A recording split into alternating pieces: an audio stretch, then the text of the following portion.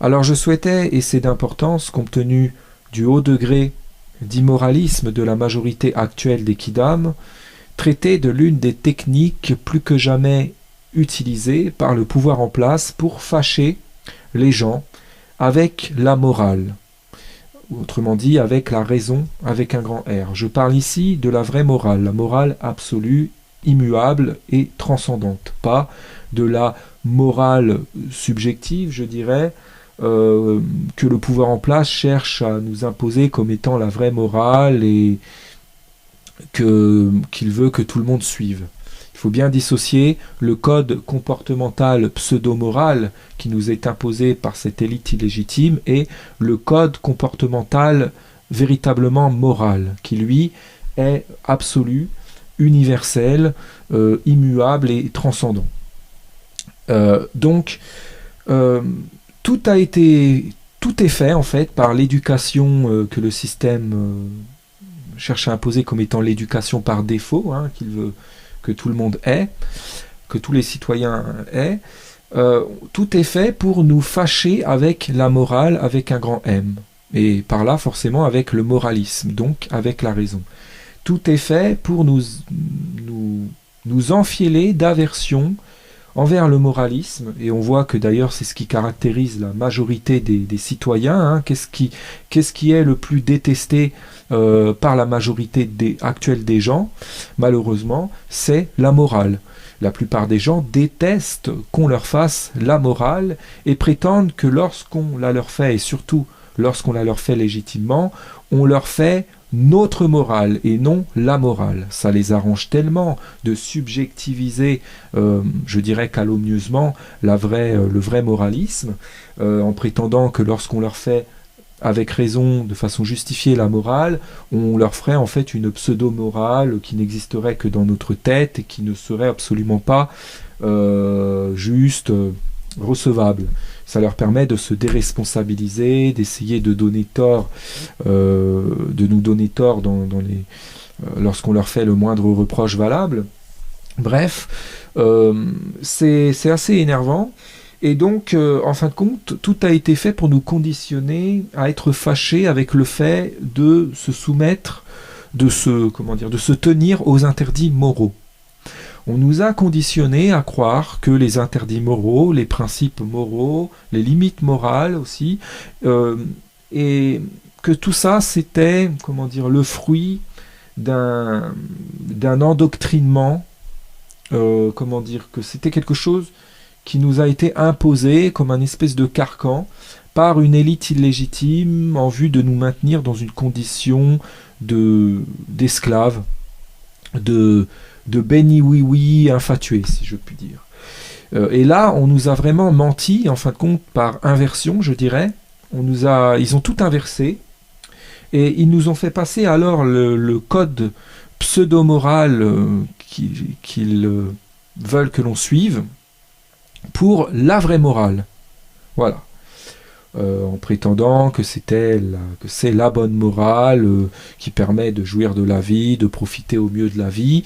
Donc en fin de compte, ils nous ont déguisé l'immoralisme, ou si je puis dire l'inversionnisme, qui est la religion, si je puis dire, à laquelle ils veulent nous convertir, qu'ils veulent imposer comme religion par défaut, hein, dans ce monde.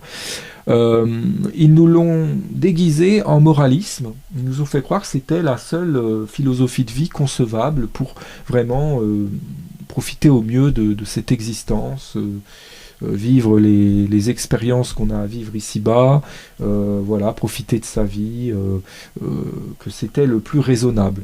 Alors qu'en vérité, ils nous ont totalement détournés de la vraie morale et de la vraie bonne philosophie.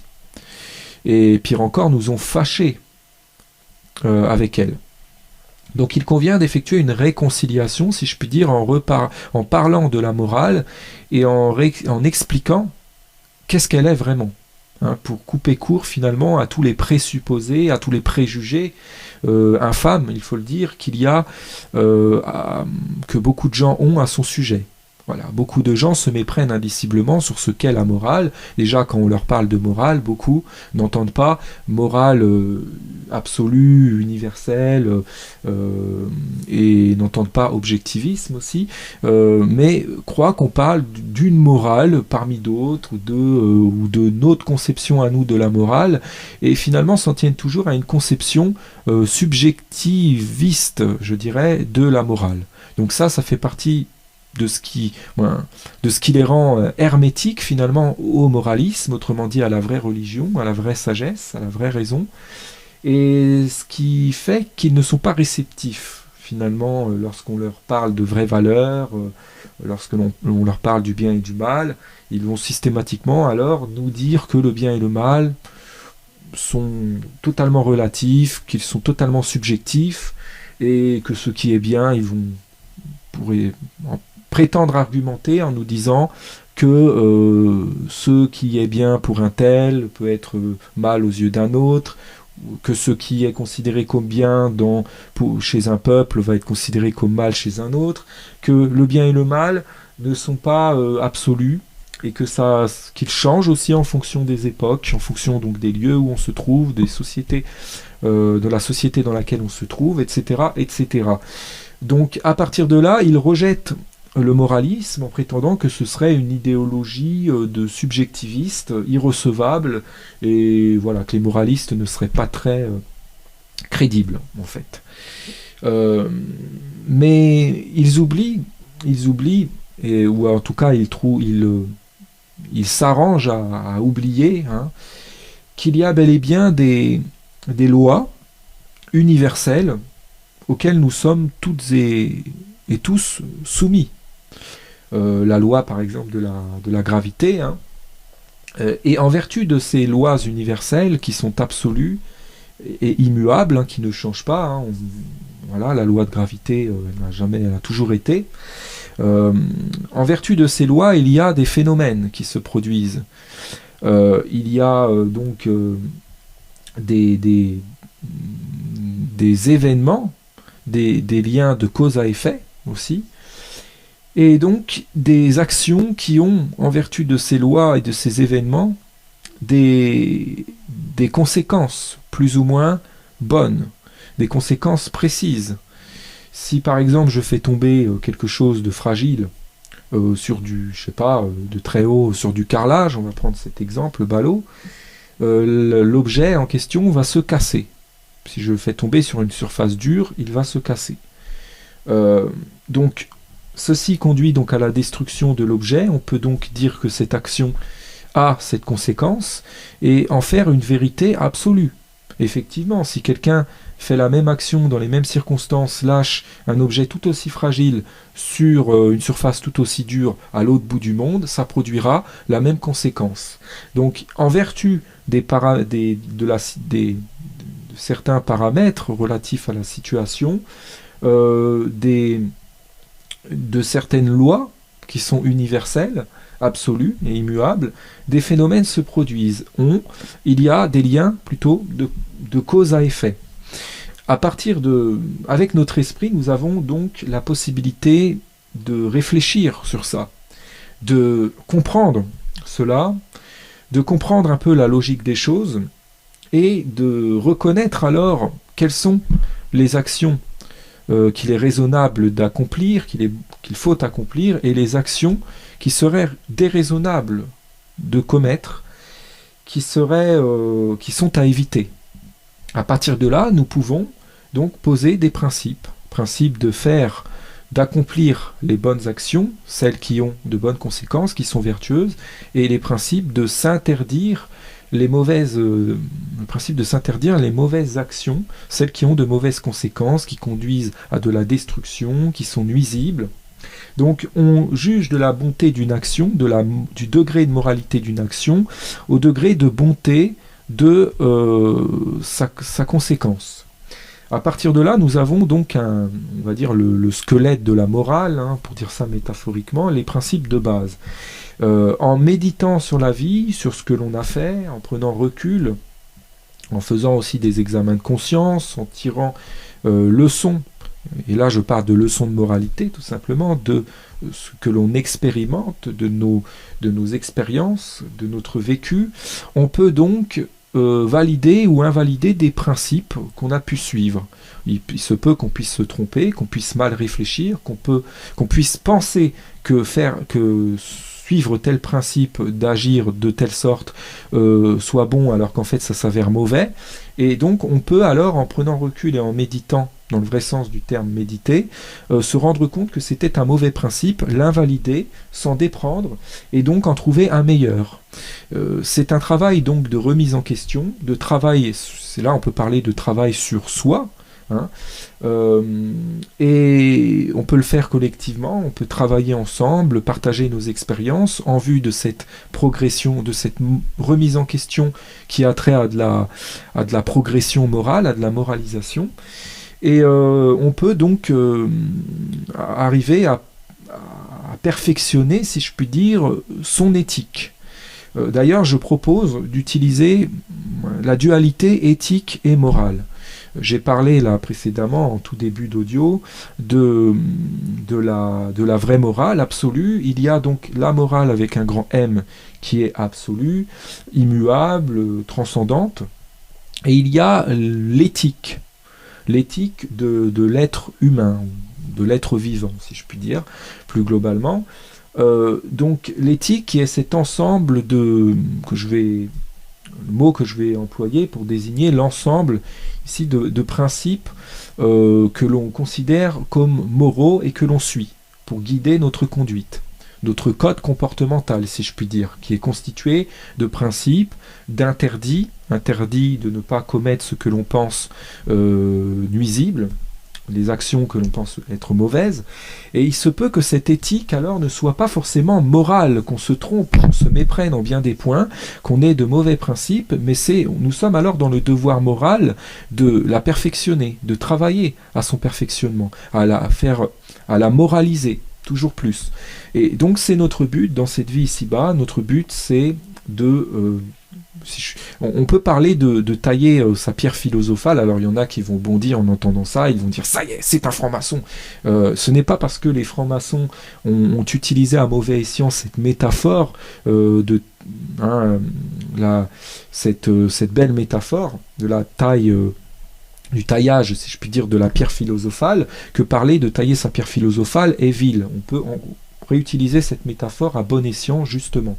Donc la pierre philosophale, en tant que pour représenter, en fin de compte, illustrer métaphoriquement l'esprit, hein, on doit tailler notre esprit, c'est-à-dire veiller à cultiver les bonnes pensées qui soient de nature finalement à nous faire voir ce qui est bien comme bien, à nous faire reconnaître ce qui est bien comme bien et ce qui est mal comme mal, en vue d'avoir la meilleure éthique possible, c'est-à-dire celle qui est la plus morale possible, la plus conforme à la vraie morale, la morale avec un grand M, la morale absolue, immuable, universelle, je dirais, et transcendante.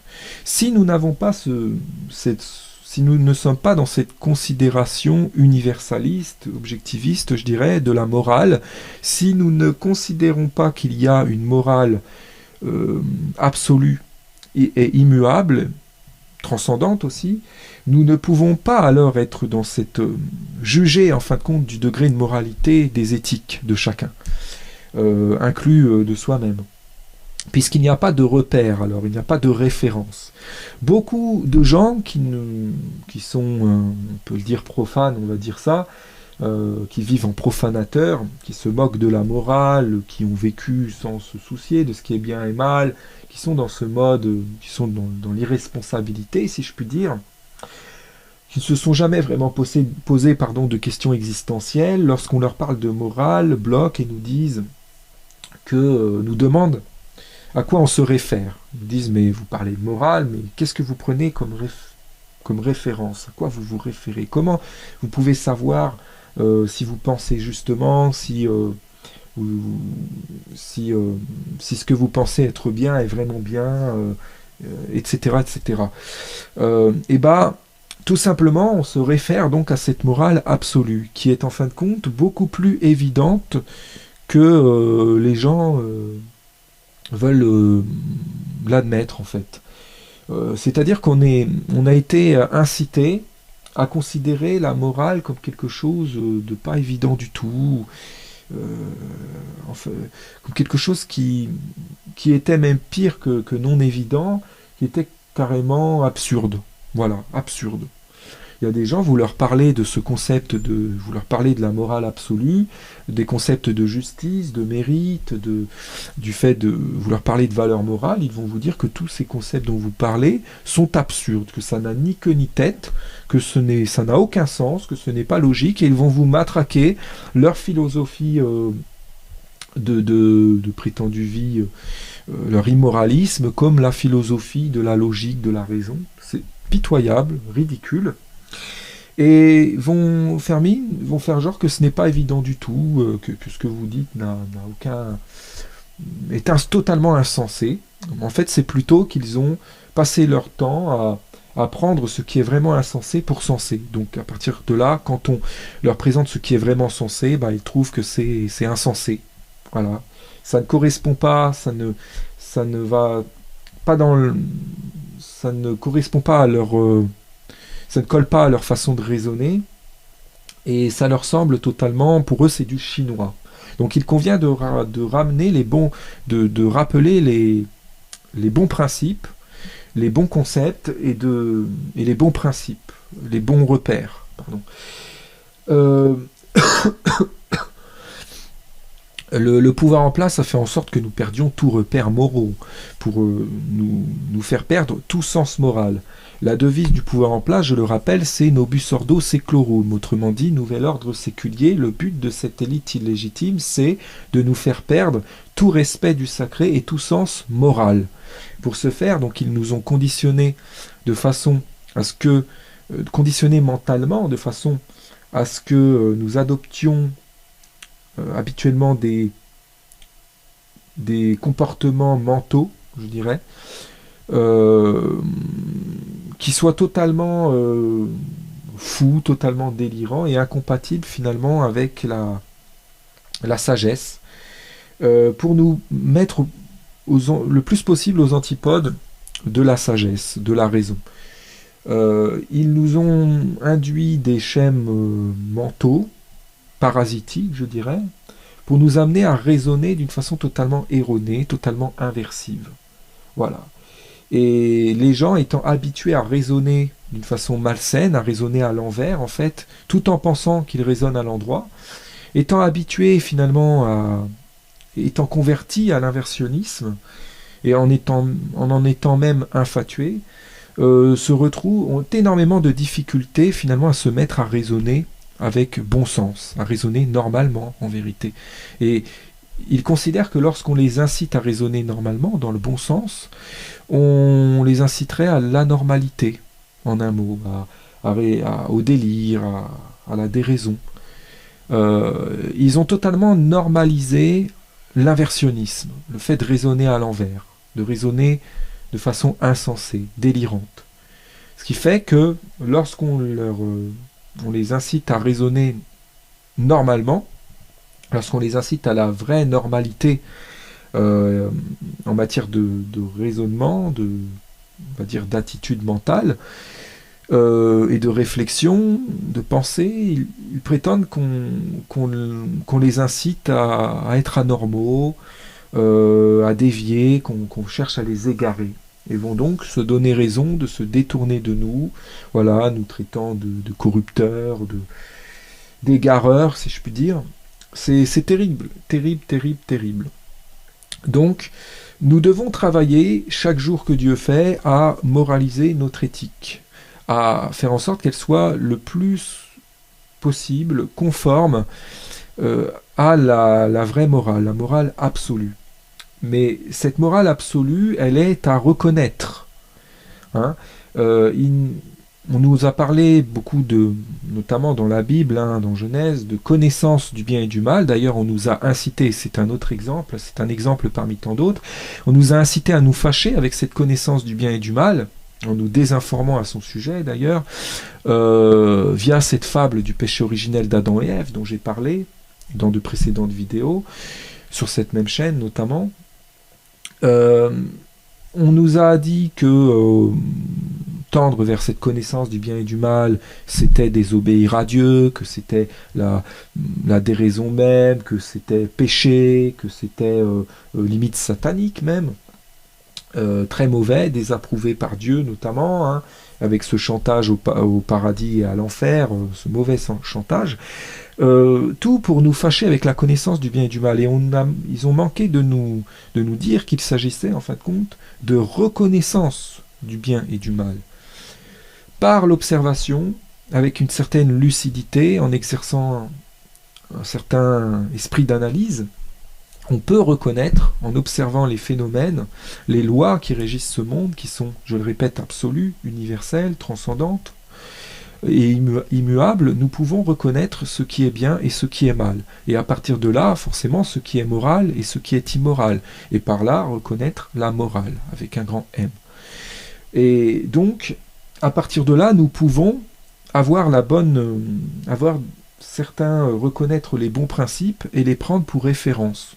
Et juger les gens, inclus nous-mêmes, en fonction de leur disposition, je dirais, à appliquer ces principes. Plus une personne applique les principes moraux, avec rigueur, avec constance, et plus elle est morale, plus elle est digne d'estime.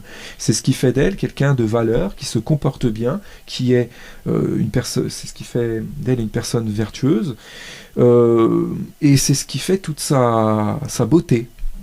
Aujourd'hui, on nous parle de beauté. Ils nous parlent beaucoup de beauté dans leur matérialisme, dans leur esthétisme, je qualifierais d'esthétisme galvaudé, du fait qu'ils sont inversionnistes. Mais ils nous disent jamais que la vraie beauté, c'est la moralité. On nous parle très peu de beauté de l'âme. Ou alors on ne nous en parle que pour ringardiser ça, que pour ringardiser les gens qui s'intéressent à la beauté intérieure, voilà, où on entend parler de ça de la bouche de gens assez hypocrites qui vont jouer les gens qui sont sensibles à la richesse, à la beauté intérieure, alors qu'en fait ce sont des gens qui ne jugent que sur l'image, qui sont très superficiels, qui jugent primitivement, je dirais, qui jugent beaucoup sur le paraître et sur la forme. Mais on oublie, il y a très peu de gens aujourd'hui qui ont une juste conception de la beauté. La vraie beauté, c'est la grandeur d'âme. Et la grandeur d'âme, c'est est dans la souciance d'être raisonnable, de se comporter avec raison et de conformer toujours davantage son éthique à la morale absolue. Voilà.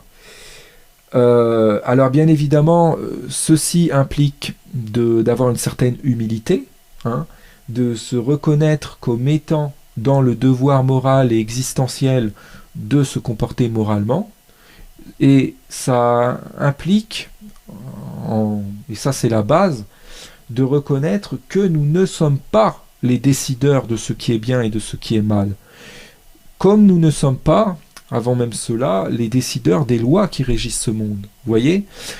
Comme nous ne décidons pas les lois qui régissent ce monde, les lois absolues, transcendantes, immuables, auxquelles nous sommes toutes et tous soumis, nous ne décidons pas de ce qui se passe en vertu d'elles, et des phénomènes.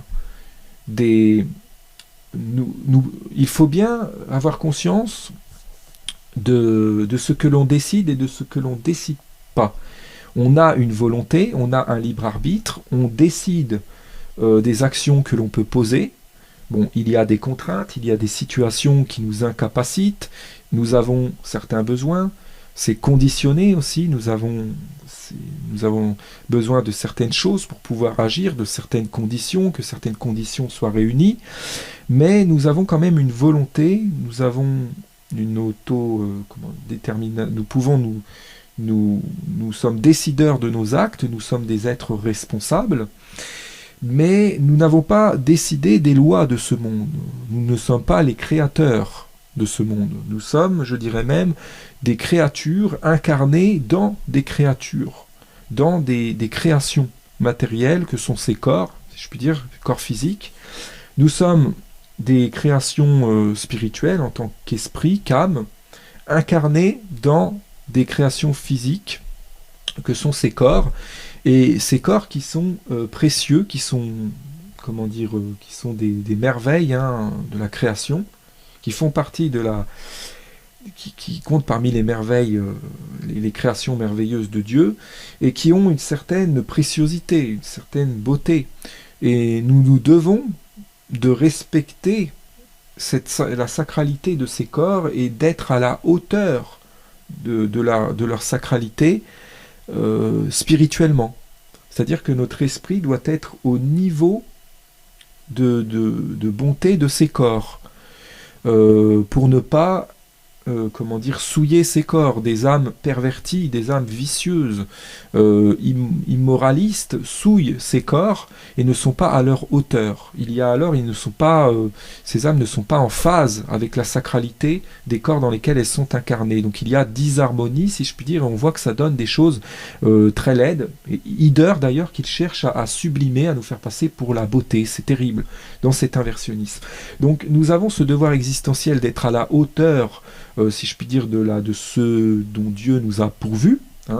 Dieu nous a pourvu tout d'abord de facultés spirituelles merveilleuses, il nous a pourvu aussi de corps physiques qui nous permettent d'interagir avec ce monde physique, avec les autres éléments. Nous en découle un devoir existentiel de moralité de notre part, de dignité, et la moindre des choses, c'est alors de veiller scrupuleusement à se comporter dignement, à se comporter avec raison, c'est-à-dire en individu responsable, de veiller à ce que nos actes aient de bonnes conséquences, soient vertueux, de veiller à être vertueux. Voilà. Et donc ça passe aussi par s'efforcer de conditionner justement notre estime de nous-mêmes, comme l'estime que l'on accorde aux autres. Et ça d'ailleurs aujourd'hui avec le prétendu développement personnel qui se popularise, qui est du faux développement personnel, j'en avais déjà parlé, la notion d'estime de soi est devenue très... on entend estime de soi, donc on entend parler partout. Beaucoup de gens s'improvisent, s'autoproclament coach en matière de développement personnel, parlent de regain d'estime de soi, d'apprendre à gagner de la confiance en soi, mais très peu parlent de juste conditionnement de l'estime, tout court, que ce soit l'estime de soi ou l'estime qu'on accorde aux autres. Il ne s'agit pas de s'estimer, tout court, il faut savoir s'estimer justement. S'estimer proportionnellement au degré de moralité. S'estimer moralement, justement, raisonnablement. On n'estime pas quelqu'un qui se comporte mal, qui fait n'importe quoi, qui agit comme s'il agissait de façon inconséquente alors qu'il n'en est rien, qui se fout des conséquences de ses actes. On estime des gens qui se comportent avec sagesse, qui se comportent bien, qui sont vertueux. Donc quand on est vraiment honnête, on ne peut que s'estimer pareillement et qu'avoir la souciance de se comporter avec sagesse, de bien se comporter.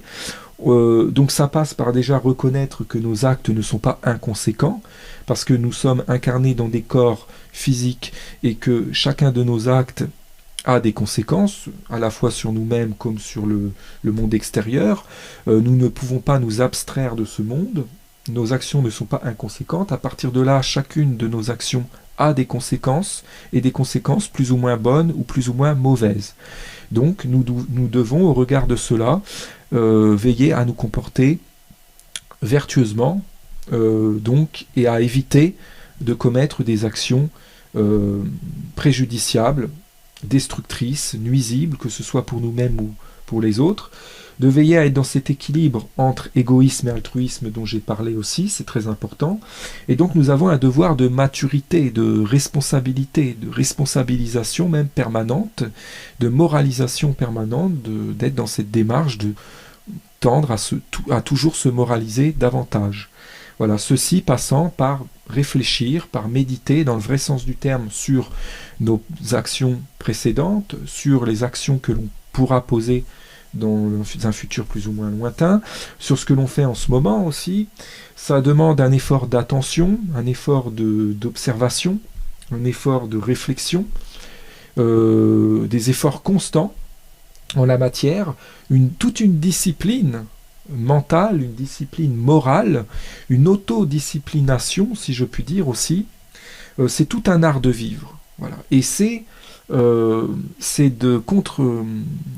avec cet art de vivre-là, de vivre moralement, que le pouvoir en place cherche à nous fâcher, cherche à nous faire voir cet art de vivre-là comme quelque chose d'ignoble, de mauvais, qui conduirait à la dépression, au malheur, qui relèverait du masochisme, etc., etc. Et il nous dépeint, via ces médias qui nous subliment l'immoralité tout le temps, ça en devient infernal. Il nous sublime l'immoralisme, en nous faisant passer l'immoralisme pour la seule philosophie concevable, pour l'épicurisme, pour la philosophie du bonheur, toujours en essayant de faire en sorte que nous amalgamions immoralisme et bonheur, immoralisme et liberté aussi, immoralisme et dignité, vous voyez, immoralisme et vie même. Et que nous amalgamions en même temps morale et mort, morale et dépression, morale et anormalité, morale et folie.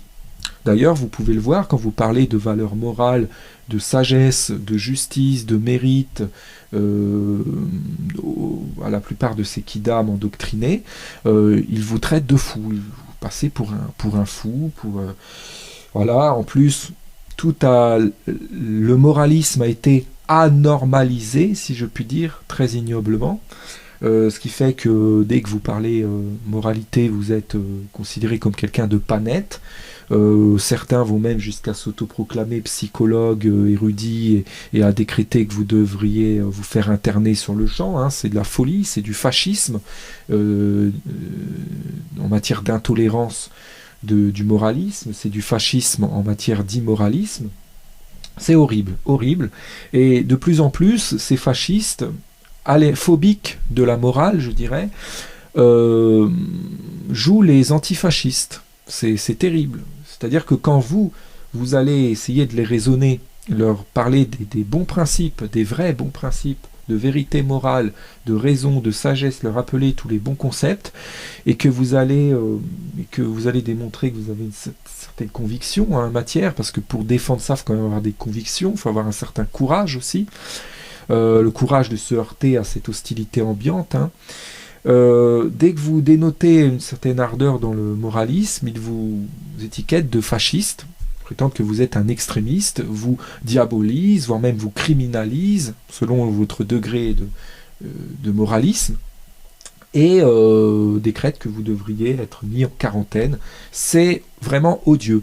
Il y a des gens très très bien, qui subissent du harcèlement moral d'une façon horrible, qui se font incendier, diffamer, criminaliser, qui passent pour des sous-merdes, qui sont voilà, qui vivent vraiment l'enfer.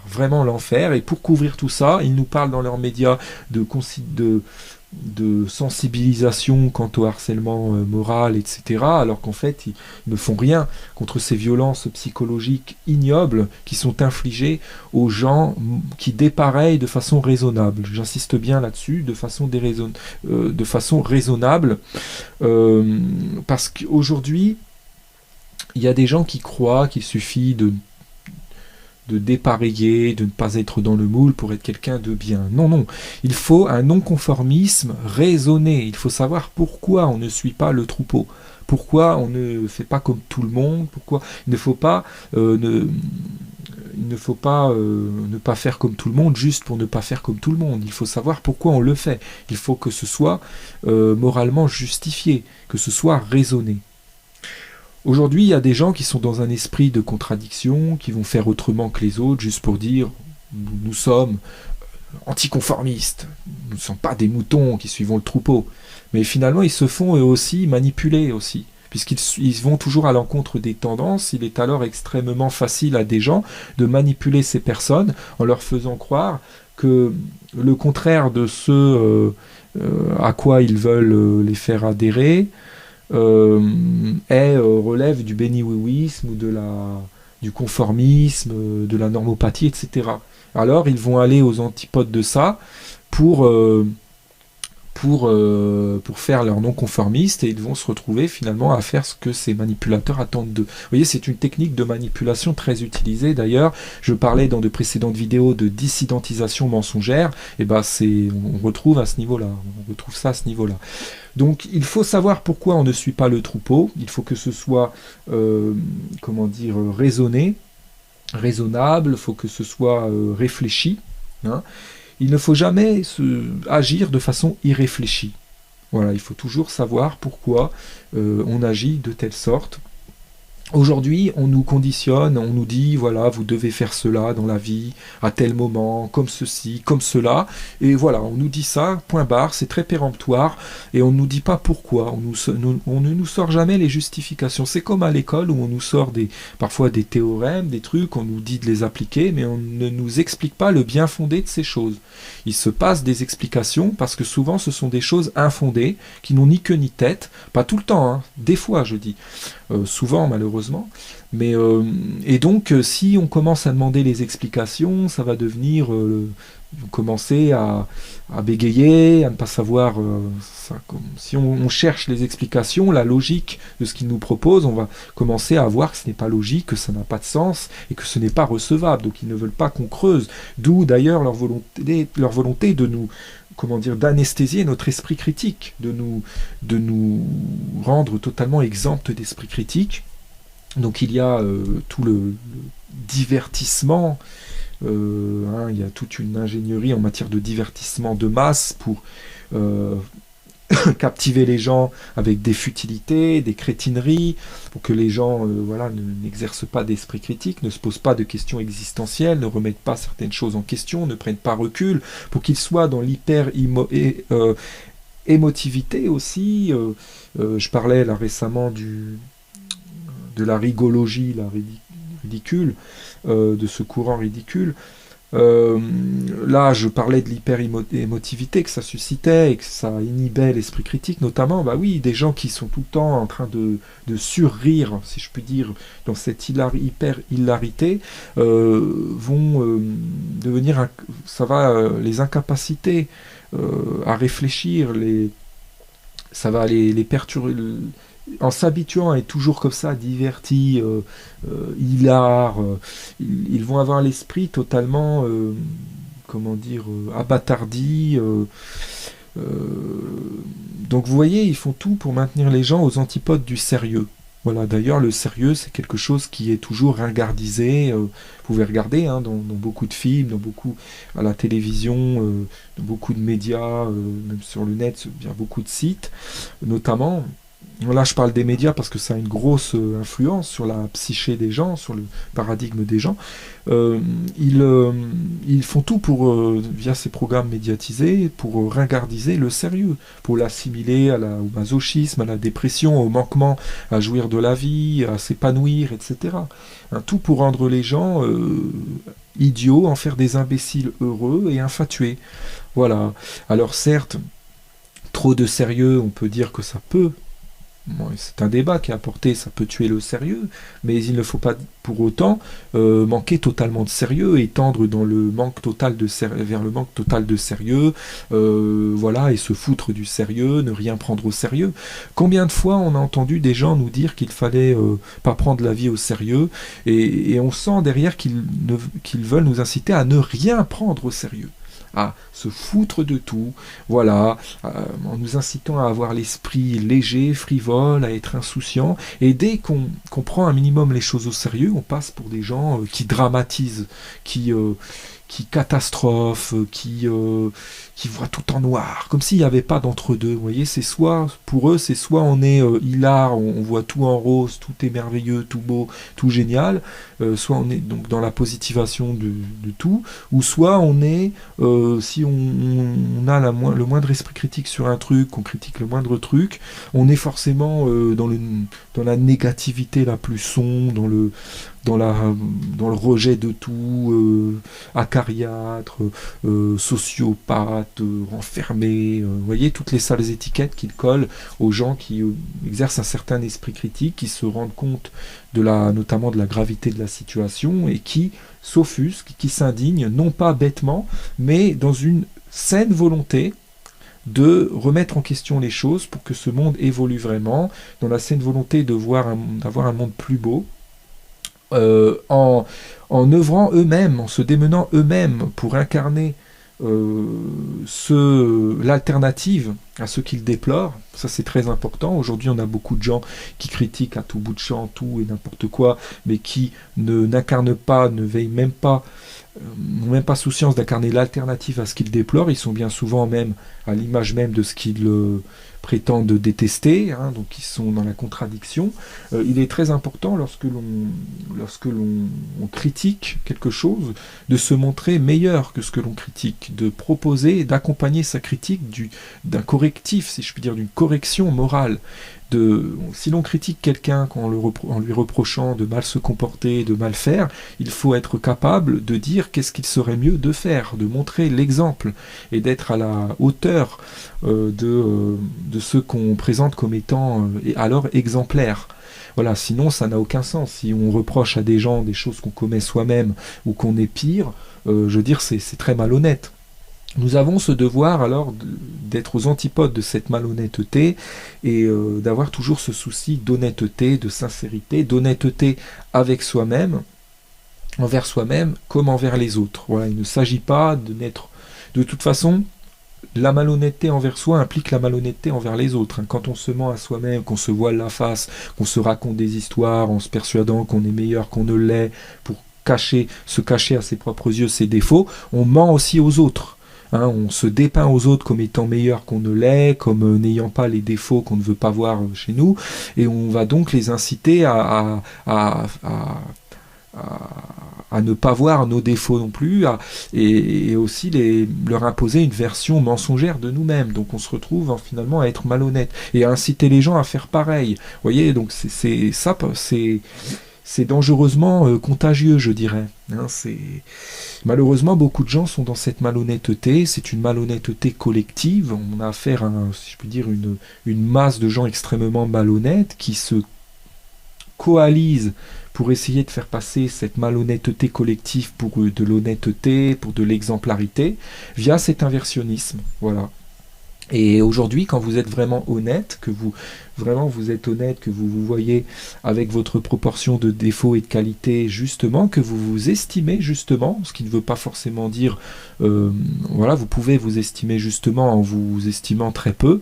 Si vous êtes par exemple quelqu'un qui n'est pas très évolué, vous reconnaissez comme à votre juste niveau, vous n'allez peut-être pas vous estimer beaucoup, mais vous allez au moins avoir l'estime juste. Et alors, vous allez sur base de cette reconnaissance de vos défauts, de leur ampleur, travailler à ne plus les avoir et évoluer, progresser. Et plus tard, vous vous aimerez plus. Et là, vous êtes alors vraiment dans une évolution et vraiment dans un développement personnel.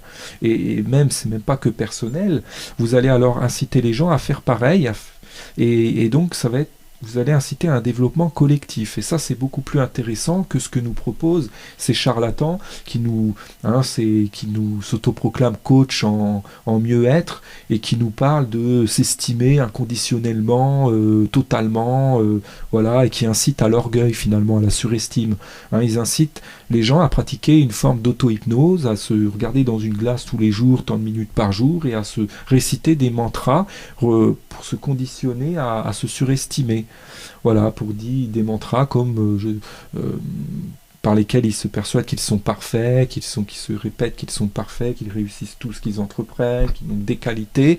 Alors et ça c'est dépeint aux gens actuellement plus que jamais comme la recette du bien-être, d'une stabilité en matière de confiance en soi, d'estime de soi, alors que c'est dangereux. C'est dangereux. Je préfère quelqu'un qui s'estime peu mais qui est juste, qui s'estime, qui se voit avec un regard juste, que quelqu'un qui s'estime beaucoup mais en se surestimant et qui en fait est plein de défauts. Voilà. On peut aussi s'estimer de façon très juste en s'estimant fort fortement, si on a raison de s'estimer fortement, hein, si on a fait un travail et qu'on a développé beaucoup de qualités et qu'on est devenu quelqu'un de très bien, on a alors raison de s'estimer fortement. S'estimer fortement, en l'occurrence, là, ce n'est pas de la surestime. Hein, ce n'est pas se surestimer. S'estimer, justement, quand on est quelqu'un qui a un très haut niveau, voilà, c'est finalement ne pas s'auto-déprécier aussi, parce que lorsqu'on s'auto-déprécie finalement en inhibant notre qualité, nos qualités, en ne voulant pas reconnaître nos atouts, nos qualités, notre valeur, on s'auto-déprécie et c'est une forme d'injustice envers nous-mêmes qu'on s'inflige. Voilà, bien souvent d'ailleurs en complicité avec des gens orgueilleux qui ont une espèce de complexe d'infériorité vis-à-vis de nous et qui veulent qu'on s'auto-déprécie pour leur rendre la dépréciation de notre personne plus facile. Vous voyez, hein, il y a des gens qui aiment rabaisser les gens meilleurs qu'eux parce qu'ils ont un complexe d'infériorité. Ils essaient de pallier à ça en rabaissant l'autre et en l'usurpant, en lui volant ses qualités avec toute une esbrouffe, toute une vantardise dégueulasse, puante.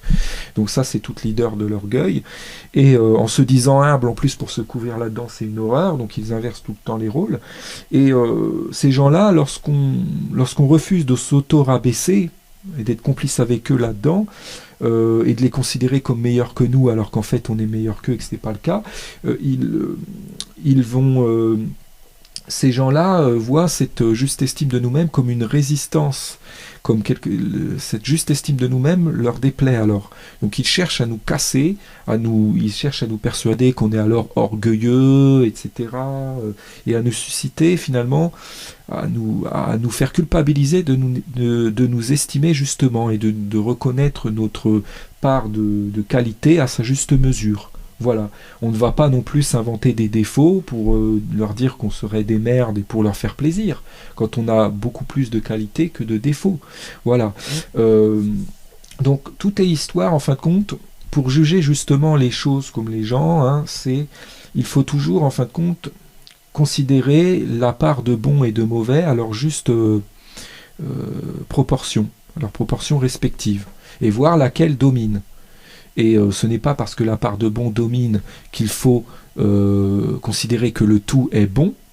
On dit c'est plus bon que mauvais, mais on ne ferme pas les yeux sur la part de mauvais quand même. On peut quand même travailler sur ce qui est mauvais pour bonifier le tout. Et ce n'est pas parce que... il y aurait une certaine part de mauvais qui serait plus importante que la part de bon, que le tout est mauvais aussi. Voilà, parce qu'aujourd'hui, il y a des gens qui, par exemple, ne supportant pas vos qualités, parce qu'ils vous jalousent, par exemple, vont, dès que vous allez présenter un défaut, vous résumer à ce défaut, dire que vous n'êtes que ça, et vous dire « Ah, regardez cette personne ignoble », ou vous résumez à un méfait que vous avez commis une fois occasionnellement, vous voyez, et vous rabaissez en utilisant ça, vous voyez, c'est très malhonnête. Il faut toujours rester, au contraire, dans un juste jugement, voir la proportion de défauts et de qualité de chacun, les proportions respectives de qualité et de défauts, à leur juste mesure. Voilà, et juger globalement, objectivement,